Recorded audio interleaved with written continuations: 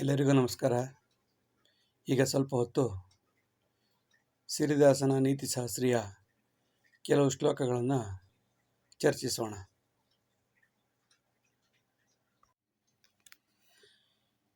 ಪ್ರೌಢಾವಸ್ಥಾಪರ್ಯಂತಂ ಪ್ರಶಿಕ್ಷಾಂ ಉಚಿತೋತ್ತಮಂ ವೃತ್ತಿಮಾರ್ಗಂ ಪ್ರದದ್ಯಾತ್ತಂ ವ್ಯರ್ಥಂ ಮುಕ್ತಮನಂತರೇ. Till teenage education is sufficient. It should be given seriously. Then we have to ask them to start their own small enterprise instead of waste of time on education. ಪ್ರೌಢಾವಸ್ಥೆ ಪರ್ಯಂತಂ ಮಕ್ಕಳು ಪ್ರೌಢಾವಸ್ಥೆಗೆ ಬರುವ ತನಕ ಸರಿಯಾದ ಉಚಿತವಾದ ಎಲ್ಲ ರೀತಿಯ ಉಚಿತವಾಗಿ ತುಂಬ ಸ್ಟ್ರಿಕ್ಟಾಗಿ ಎಜುಕೇಷನ್ ಮಾಡಿಕೊಡಬೇಕು, ಶಿಕ್ಷಣ ಕೊಡಬೇಕು. ವೃತ್ತಿ ಮಾರ್ಗಂ ಪ್ರದದ್ಯಾತ್ತಂ, ಆನಂತರ ಅವನಿಗೆ ಏನಾದರೂ ಕೈ ಕೆಲಸ, ಇಂಥ ಕೆಲಸ ಮಾಡು, ಇಂಥದ್ದಿದು, ಅವನಿಗೆ ವೃತ್ತಿ ಏನು ಜೀವನೋಪಾಯಕ್ಕೆ ಏನು ಬೇಕೋ ಅಷ್ಟು ವ್ಯವಸ್ಥೆಗಳನ್ನು ಅವನು ಮಾಡಿಕೊಡೋ ಹಾಗೆ ವ್ಯವಸ್ಥೆ ಮಾಡಿಕೊಡ್ಬೇಕು. ಪ್ರದದ್ಯಾತ್ತಂ, ಅವನಿಗೆ ವ್ಯರ್ಥ ಮುಕ್ತಂ ಅನಂತರ ಎಜುಕೇಷನ್ಗೆ ಹಾಕೋ ದುಡ್ಡೆಲ್ಲ ವೇಸ್ಟ್, ಯಾವುದೇ ರೀತಿ ಲಾಭ ಆಗೋದಿಲ್ಲ. ಅವ್ರವ್ರು ಬೇಕಾದರೆ ಅವ್ರು ಶಿಸ್ತಾಗಿ ಓದ್ಕೊಳ್ತಾರೆ. ಅಮೆರಿಕದಲ್ಲೆಲ್ಲ ಅದೇ ಸಿಸ್ಟಮ್. SLC ಸರಿಯಾಗಿ ಅಥವಾ PUC ಚೆನ್ನಾಗಿ ಓದಿಸ್ಬಿಡ್ಬೇಕು, ಫ್ರೀಯಾಗಿ, ₹1 ಖರ್ಚು ಮಾಡದಿದ್ದಂಗೆ. ಸರ್ಕಾರವೇ ಎಲ್ಲ ನೋಡ್ಕೊಳ್ಬೇಕು. ನಂತರ ಅವನ್ನ ಸಮಾಜಕ್ಕೆ ಬಿಟ್ಬಿಡ್ಬೇಕು, ಅವನ ಕೆಲಸ ಅವ್ನು ಮಾಡ್ಕೊಳ್ತಾನೆ. ಷೋಡಶಾನಂತರಂ ವಿದ್ಯಾ ಐಚ್ಛಿಕಂ ಜ್ಞಾನದಾಹಿನಾಂ ಗುರುಪದೇಶಂ ಕಾಠಿನ್ಯೇ ಅನ್ಯಥಾ ವ್ಯರ್ಥವೇತನಂ. Education after teenage should be always optional for those who are really interested in education. No meaning in extending free education for idiots after teenage. ಷೋಡಶಾನಂತರಂ ವಿದ್ಯಾ, 16 ವರ್ಷದ ನಂತರ ಕೊಡುವ ವಿದ್ಯೆ ಐಚ್ಛಿಕವಾಗಿರಬೇಕು ಮತ್ತು ಜ್ಞಾನದಾಹಿಗಳಿಗೆ ಮಾತ್ರ ಕೊಡಬೇಕು. ಸುಮ್ಮನೆ ಇಷ್ಟ ಇರಲ್ಲ, ಮಾಡಲ್ಲ, ಬರ್ತವೆ ಹೋಗ್ತವೆ ಅಂಥವರಿಗೆಲ್ಲ ಕೊಡೋದ್ರಿಂದ ದುಡ್ಡು ವೇಸ್ಟು, ಟೈಮ್ ವೇಸ್ಟು. ಗುರುಪದೇಶಂ ಕಾಠಿಣ್ಯ, ನಂತರ ಷೋಡಶಾನಂತರದಲ್ಲಿ ಉಪದೇಶ ಮಾತ್ರ ಕಠಿಣವಾಗಿರಬೇಕು. ಸುಮ್ಮನೆ ಏನೋ ಟೈಮ್ ಪಾಸ್ಗೆ ನಾನು ಬರ್ತೀನಿ ನೀನು ಬರ್ತೀನಿ ಅಂತ ಹಾಕ್ಬಾರ್ದು. ತುಂಬ ಕಷ್ಟದಿಂದ ಅವನಿಗೆ ವಿದ್ಯಾಭ್ಯಾಸ ಹೇಳ್ಕೊಡ್ಬೇಕು, ಅವನು ಕಷ್ಟದಿಂದ ವಿದ್ಯಾಭ್ಯಾಸ ಕಲಿಬೇಕು.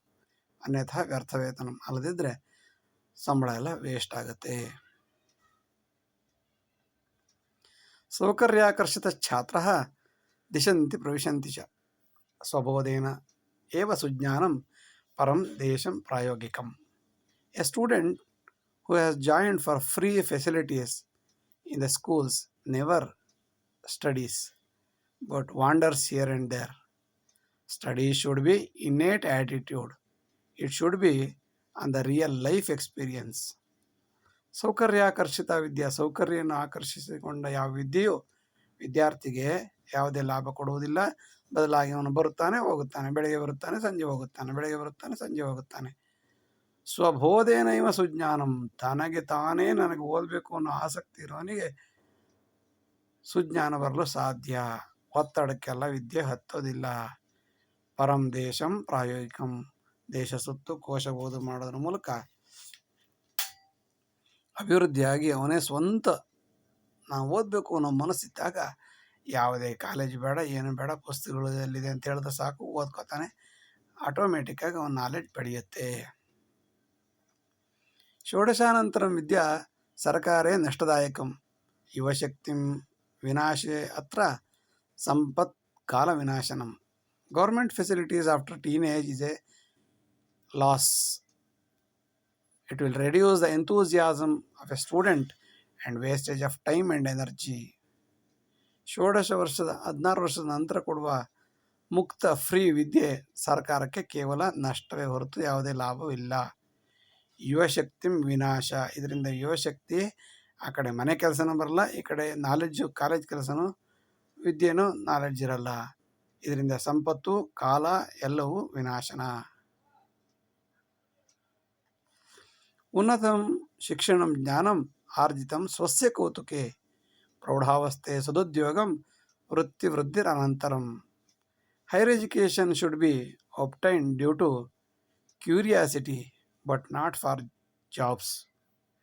During the youth age, some encouragement should be given for employment which speeds up the experience. ಉನ್ನತಂ ಶಿಕ್ಷಣಂ ಜ್ಞಾನಂ,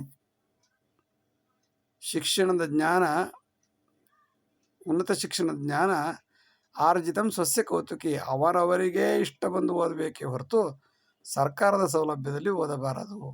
ಇದರಿಂದ ಯಾವುದೇ ಲಾಭ ಆಗುವುದಿಲ್ಲ. ಪ್ರೌಢಾವಸ್ಥೆಯ ಸದುದ್ಯೋಗಂ, ಪ್ರೌಢಾವಸ್ಥೆಯ ನಂತರ ಅವನಿಗೆ ಸರಿಯಾದ ಉದ್ಯೋಗಾವಕಾಶಗಳನ್ನು ತೋರಿಕೊಡ್ಬೇಕೇ ಬಿಟ್ಟರೆ ವೃತ್ತಿ ವೃದ್ಧಿರ ಅನಂತರಂ, ವೃತ್ತಿಯು ಅಭಿವೃದ್ಧಿ ಆಗುತ್ತದೆ, ಅಭಿವೃದ್ಧಿಯೂ ಆಗುತ್ತದೆ. ಅನಂತರದಲ್ಲಿ ಅವನ ಕಾಲ ಮೇಲೆ ಅವ್ನು ನಿಂತ್ಕೊಳ್ಳೋ ಹಾಗಾಗ್ತಾನೆ ಬಿಟ್ಟರೆ ಸುಮ್ಮನೆ ಓದಿ ಓದಿ ಮಂಕಾದ ಆಗಿರ್ತಾನೆ. ಜ್ಞಾನ ವಿಜ್ಞಾನ ಸಂಶೋಧಂ ದಧ್ಯಾತ್ತಂ ಪ್ರೌಢಶಿಕ್ಷಣೆ ಗುರು ಅತ್ಯಂತ ಸುಜ್ಞಾನಿ ನಿಯುಕ್ತಂ ಮೂಲಸ್ಥಾನಕ್ಕೆ. Knowledge in science and research should be given even in the pre-university education. We have to appoint such a teacher, one who is excellent in research and development even in the childhood. ಜ್ಞಾನ ವಿಜ್ಞಾನ ಸಂಶೋಧಂ, ಜ್ಞಾನ ವಿಜ್ಞಾನ ಸಂಶೋಧನೆ ಇವುಗಳನ್ನು ಪ್ರೌಢಶಿಕ್ಷಣ ಅವಸ್ಥೆಯ ಒಳಗೆ ಅಥವಾ PUCಯ ಒಳಗೆ ದದ್ಯಾತ್ ಕೊಡಬೇಕು. ತಂ ಪ್ರೌಢಶಿಕ್ಷಣೆ ಗುರು ಅತ್ಯಂತ ಸುಜ್ಞಾನಿ. ಆಗ ಗುರು ಸುಮ್ಮನೆ ಸರ್ಟಿಫಿಕೇಟ್ ಓರಿಯೆಂಟೆಡ್ ಗುರು ಆಗಿರಬಾರ್ದು. ಅವನಿಗೆ ಜ್ಞಾನ ವಿಜ್ಞಾನ ಸಂಶೋಧನೆ ಎಲ್ಲದರ ಅರಿವಿರಬೇಕು. ಅವನು ಆ ಮಕ್ಕಳ ಮನಸ್ಸಿನಲ್ಲಿ ಸಣ್ಣ ಸಣ್ಣ ವಿಷಯಗಳ ಬಗ್ಗೆ, ಹೊಸ ಹೊಸ ಸಂಶೋಧನೆಗಳ ಬಗ್ಗೆ ಹೇಳಿಕೊಡುತ್ತಾ, ಚೀನಾದಲ್ಲಿ PUC ಹುಡುಗರಿಗೇನೆ ಹೊಸ ಹೊಸ ಡ್ರೋನ್ ಕಂಡುಹಿಡಿಯೋದು ಹೇಗೆ, ರೋಬೋಟ್ ಕಂಡುಹಿಡಿಯೋದು ಹೇಗೆ ಎಲ್ಲವನ್ನ ಗುರುಗಳು PUC ಲೆವೆಲಲ್ಲಿ SLC ಲೆವೆಲಲ್ಲಿ ಅವರಿಗೆ ಟ್ರೈನ್ ಮಾಡಿ ಕಾಂಪಿಟೇಷನ್ ಇಡ್ತಾರೆ. ಅಂತಾದರೆ ಗುರು ಎಷ್ಟು ಜ್ಞಾನಿ ಇರಬೇಕು, ವಿದ್ಯಾರ್ಥಿಗಳನ್ನು ಹೇಗೆ ತಯಾರು ಮಾಡಬೇಕು.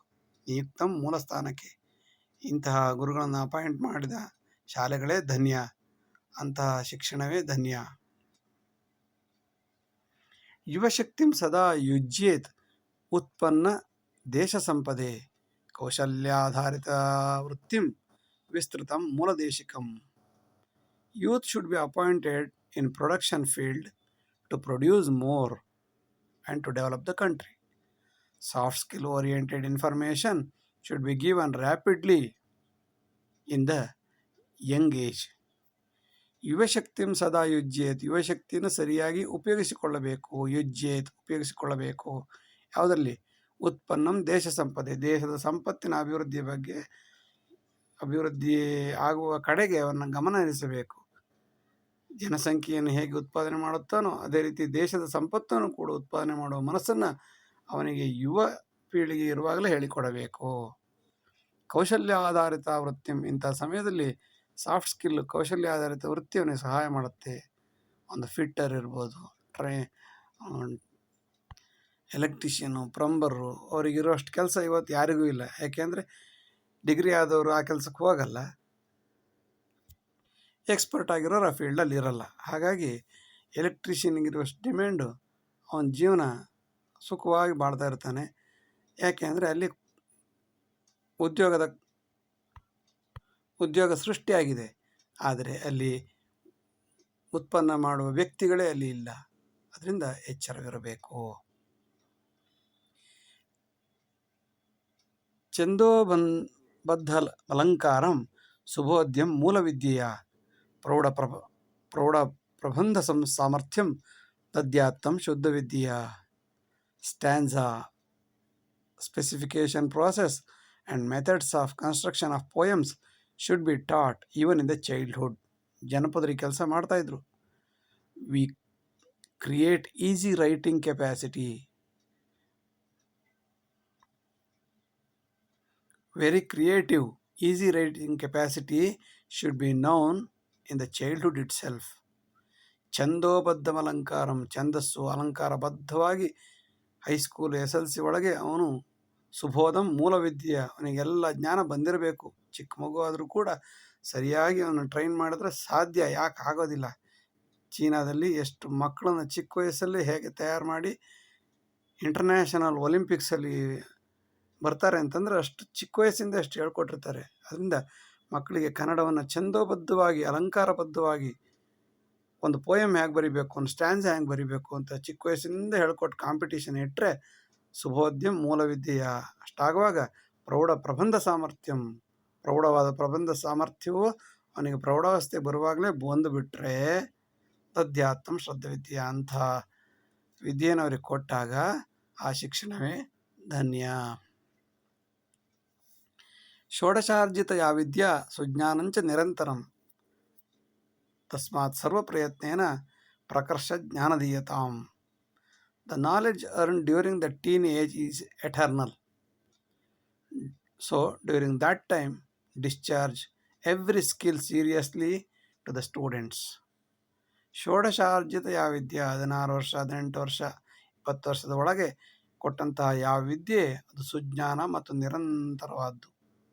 ಆ ಟೈಮಲ್ಲಿ ಸರಿಯಾಗಿ ಟ್ರೈನ್ ಮಾಡಿ ದೇಶಕ್ಕೆ ಬಿಟ್ಟರೆ ಅವರಿಂದ ಖಂಡಿತವಾಗಲೂ ದೇಶ ಅಭಿವೃದ್ಧಿ ಸಾಧ್ಯ.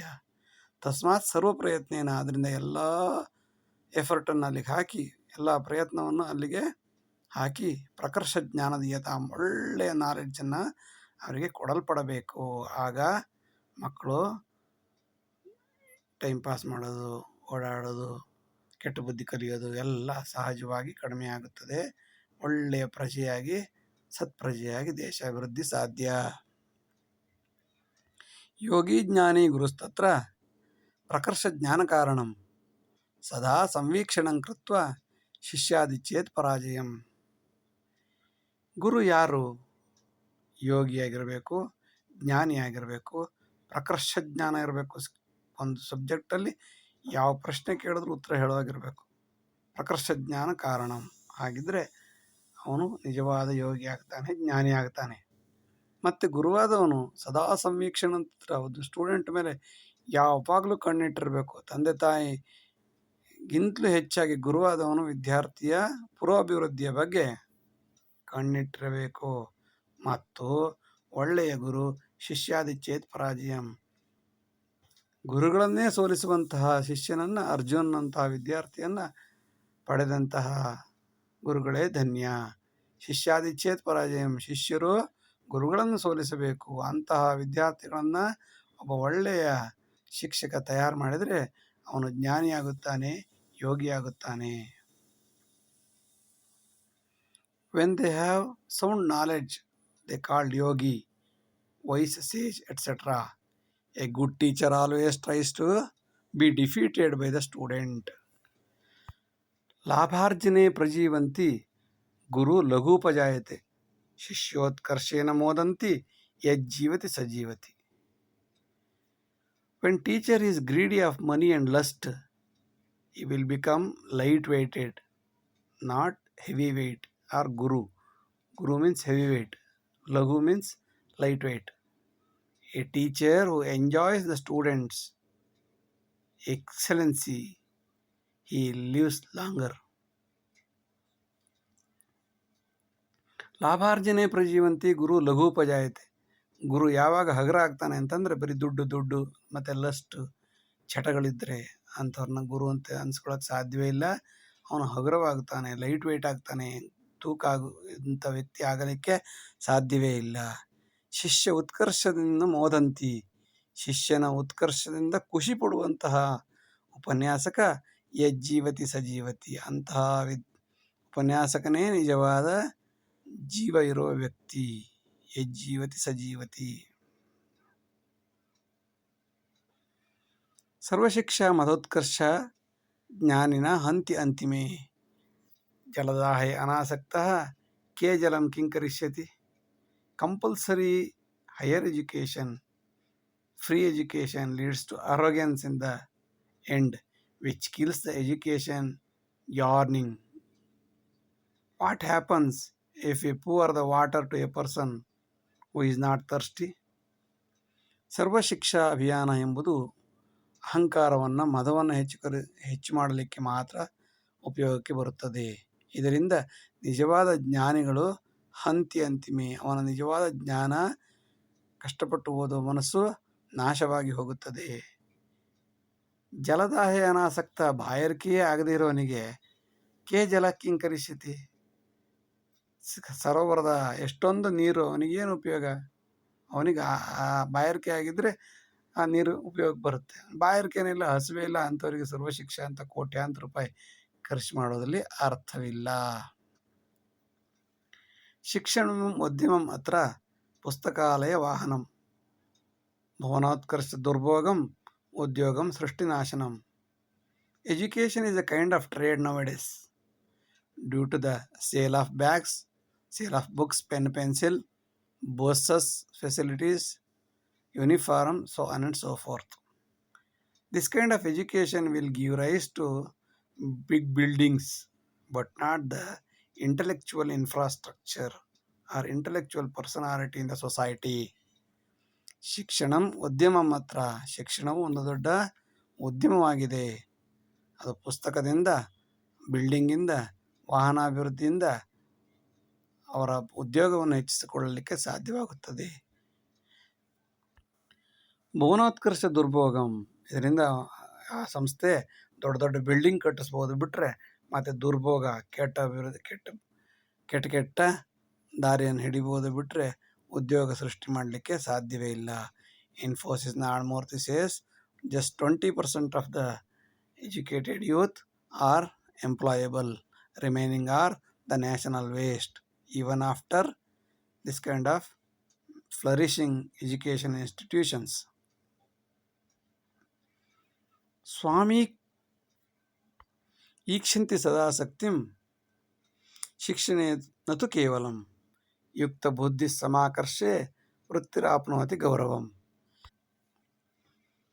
The owner of the company will keenly observe the interest and talent and duties than the education during the work. Dedication to duty, skill, tactics enhancement, proportion will enlarge the expertise of a worker. ಸ್ವಾಮಿ ಈಕ್ಷಂತಿ ಸದಾಸಕ್ತಿಂ, ಒಂದು ಕಂಪನಿಯಲ್ಲಿ ಕೆಲಸ ಮಾಡುವಾಗ higher officer, manager ಈ worker ಯಾವ ರೀತಿ ಕೆಲಸ ಮಾಡ್ತಾನೆ, ಅವನ ಆಸಕ್ತಿ ಹೇಗಿದೆ ಎಂಬುದನ್ನು ಗಮನಿಸ್ತಾನೆ ಹೊರತು ಶಿಕ್ಷಣವನ್ನಲ್ಲ. ಇವನು ಸರ್ಟಿಫಿಕೇಟ್ ಏನು ಓದಿದ್ದಾನೆ ಯಾವುದನ್ನು ನೋಡೋದಿಲ್ಲ. ಹೇಳಿದ ಕೆಲಸವನ್ನು ಅಚ್ಚುಕಟ್ಟಾಗಿ ಮಾಡುತ್ತಾನೆ ಎಂಬುದಷ್ಟನ್ನೇ ಮಾತ್ರ ಮೇಲಧಿಕಾರಿ ನೋಡುತ್ತಿರುತ್ತಾನೆ. ಆಗ ಬೇಕಾದ್ದೇನೋ ಯುಕ್ತವಾದ ಬುದ್ಧಿ ಬೇಕು, ಟ್ರಿಕ್ಸ್ ಬೇಕು, ಸ್ಕಿಲ್ ಬೇಕು, ಸಮಾಕರ್ಷೆ ಎಲ್ಲವೂ ಮಿಕ್ಸ್ ಮಾಡಿ ಆ ಸಮಯಕ್ಕೆ ಒಳ್ಳೆಯ ಉತ್ಪನ್ನವನ್ನು ಕೊಡುವುದು ಅವನ ವರ್ಕರ್ನ ಉದ್ದೇಶವಾಗಿದ್ದರೆ ವೃತ್ತಿರಾಪ್ನೋತಿ ಗೌರವಂ, ಅಂತಹ ವೃತ್ತಿಯು ಗೌರವವನ್ನು ಪಡೆದುಕೊಳ್ಳುತ್ತದೆ. ಅಂತಹ ವ್ಯಕ್ತಿಯು ಸಮಾಜದಲ್ಲಿ, ಕಂಪನಿಯಲ್ಲಿ ಉನ್ನತ ಸ್ಥಾನಗಳಿಗೆ ಹೋಗಲು ಸಾಧ್ಯವಾಗುತ್ತದೆ.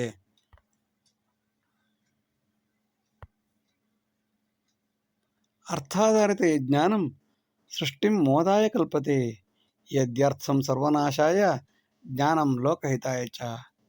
When a knowledge is based on money, will be used for material joy. If money used to kill the selfishness, then the knowledge will be meaningful. ಅರ್ಥಾಧಾರಿತ ಜ್ಞಾನಂ, ದುಡ್ಡಿಗೋಸ್ಕರ ಪಡೆದಂತಹ ಯಾವ ಜ್ಞಾನ, ಸೃಷ್ಟಿಂ ಮೋದಾಯ ಕಲ್ಪತೆ, ಇದು ಸೃಷ್ಟಿಂ ಮೋದಾಯ ಕಲ್ಪತೆ, ಮಜಾ ಮಾಡುವುದಕ್ಕೆ ದಾರಿ ಮಾಡುತ್ತದೆ ಹೊರತು ನಿಜವಾದ ಜ್ಞಾನಿಯಾಗಲು ಸಾಧ್ಯವಿಲ್ಲ. ಯದ್ಯರ್ಥಂ ಸರ್ವನಾಶಾಯ, ಅಕಸ್ಮಾತ್ ಒಂದು ವೇಳೆ ಈ ಹಣವು ಸ್ವಾರ್ಥನಾಶಕ್ಕೋಸ್ಕರ ಏನಾದ್ರು ಇದ್ದರೆ, ಸ್ವಾರ್ಥವನ್ನು ನಾಶ ಮಾಡುವುದಕ್ಕೆ ಏನಾದ್ರು ಹಣ ಉಪಯೋಗ ಆದರೆ ಅಂತಹ ಜ್ಞಾನ ಲೋಕಹಿತಾಯ ಚ, ಅಂತಹ ಜ್ಞಾನವು ಲೋಕಕ್ಕೆ ಹಿತವನ್ನು ಮಾಡೀತು ವಿನಃ ಅಹಂಕಾರದಿಂದ, ದುಡ್ಡಿನ ಮದದಿಂದ ಮಜಾ ಮಾಡಬೇಕು ಅನ್ನೋ ಕಲ್ಪನೆ ಇಟ್ಟುಕೊಂಡಂತಹ ಯಾವ ಜ್ಞಾನ, ವಿಜ್ಞಾನ ಅಭಿವೃದ್ಧಿ ಪದದಲ್ಲಿ ಕೊಂಡೊಯ್ಯಲು ಸಾಧ್ಯವಿಲ್ಲ, ಇನ್ನೂ ಸಮಸ್ಯೆಗಳನ್ನೇ ಮಾಡುತ್ತದೆ. ಅರ್ಥೇನಾರ್ಜಿತ ಸರ್ವಸ್ವಂ ಸ್ವಾರ್ಥೇನೈವ ಪ್ರಯುಜ್ಯತೆ ಸಾರ್ಥಕತ್ವೇ ಪ್ರಸಾದಂತಿ ಸ್ವಸ್ವಾಮಿ ಸಮುದಾಯಕಂ. If money-oriented effort will be used only for selfishness, if not,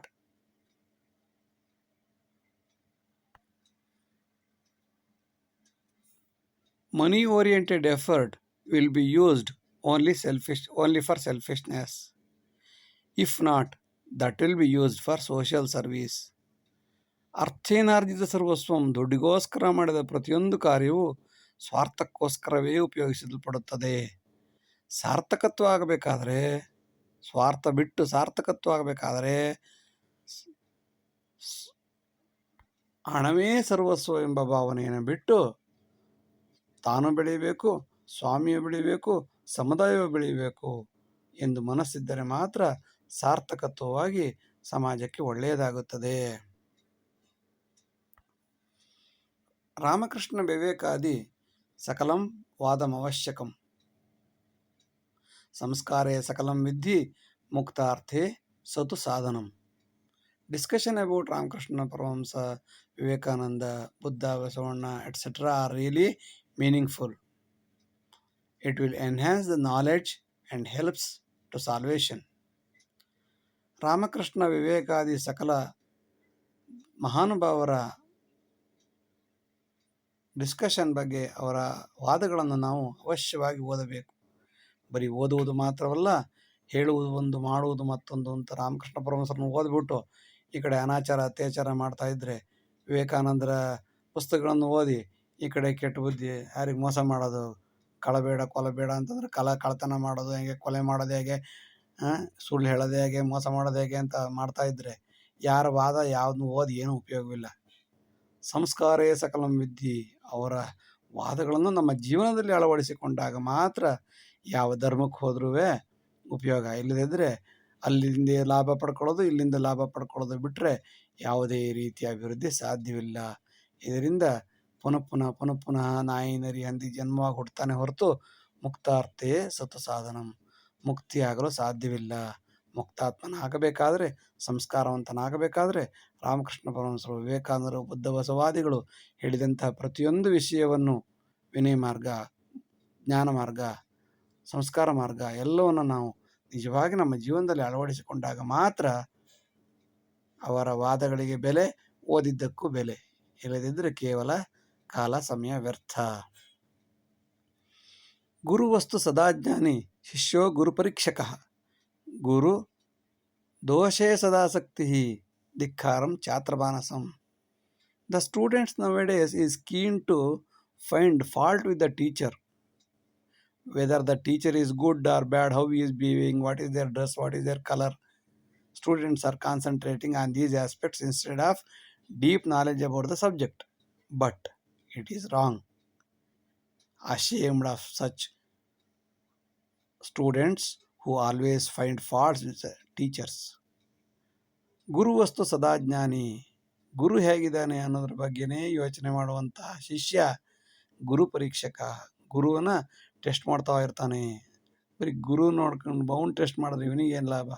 ಅವನು ಹೇಳಿದ್ದನ್ನು ಫಾಲೋ ಮಾಡ್ಕೊಂಡು ನಿಜವಾಗಿ ಜೀವನದಲ್ಲಿ ಅಳವಡನೆ ಮಾಡ್ಕೊಂಡ್ರೆ ಮಾತ್ರ ಲಾಭ.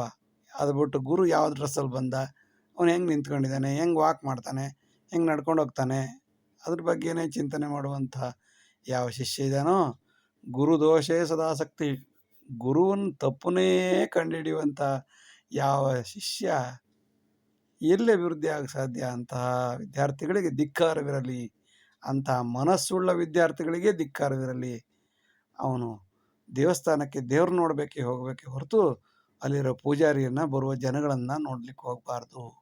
ಅದರಿಂದ ಅವನಿಗೆ ಯಾವುದೇ ರೀತಿಯ ಉಪಯೋಗ ಆಗುವುದಿಲ್ಲ. ಅಂತಹ ಮಕ್ಕಳಿಗೆ ಧಿಕ್ಕಾರವಿರಲಿ.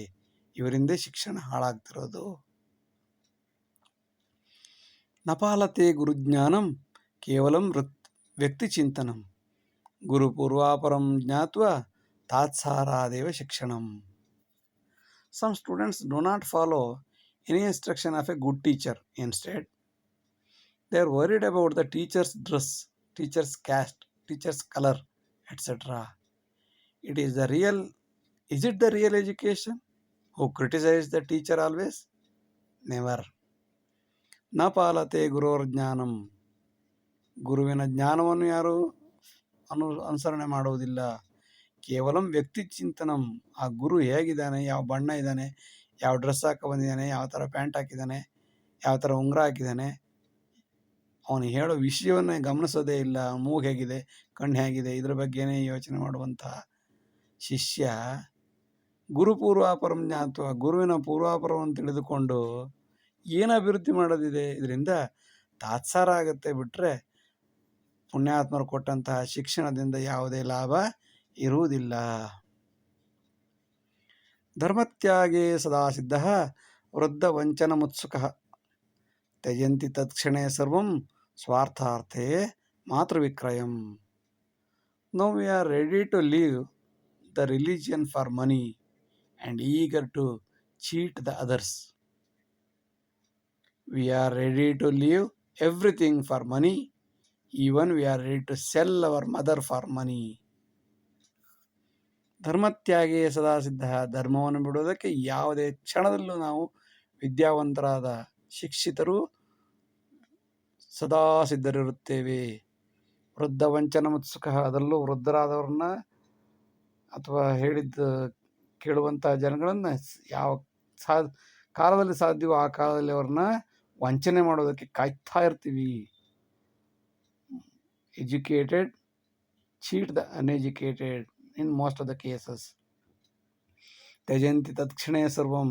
ದುಡ್ಡು ಸಿಗುತ್ತೆ ಅಂತ ಗೊತ್ತಾದರೆ ಸಾಕು, ಯಾವುದೇ ವಾದ, ಯಾವುದೇ ತತ್ವ, ಸಿದ್ಧಾಂತ ಎಲ್ಲವನ್ನು ದುಡ್ಡಿಗೆ ಮಾರಿಬಿಡುತ್ತಾರೆ. ಸ್ವಾರ್ಥ 2 ಲಕ್ಷ ಕೊಡ್ತೀನಿ ಅಂತಂದರೆ PhD ಬರೆದು ಕೊಡ್ತಾ ಇರ್ತೀವಿ. ಸ್ವಾರ್ಥಾರ್ಥೇ ಮಾತೃವಿಕ್ರಯಂ. ಸ್ವಾರ್ಥಕ್ಕೋಸ್ಕರ ನಾವು ತಾಯಿಯನ್ನು ಕೂಡ ಮಾರೋದಕ್ಕೆ ಸಿದ್ಧರಾಗಿ ಬಿಡುತ್ತೇವೆ. ಎಲ್ಲಿಯ ಧರ್ಮ, ಎಲ್ಲಿಯ ತ್ಯಾಗ? ಎಲ್ಲ ದುಡ್ಡಿನ ಮೇಲೆ ನಿಂತ್ಕೊಂಡಿದ್ದಾಗ ಯಾವುದೇ ಅಭಿವೃದ್ಧಿ ಶೂನ್ಯ. ಇಷ್ಟು ಹೊತ್ತು ವಿಡಿಯೋ ನೋಡಿದ್ದಕ್ಕಾಗಿ ಧನ್ಯವಾದಗಳು. ಲೈಕ್ ಮಾಡಿ, ಶೇರ್ ಮಾಡಿ, ಸಬ್ಸ್ಕ್ರೈಬ್ ಮಾಡಿ. ಮುಂದಿನ ಎಲ್ಲ ವಿಡಿಯೋಗಳನ್ನು ನಿರೀಕ್ಷಿಸಿ. ವಂದನೆಗಳು. ನಮಸ್ಕಾರ.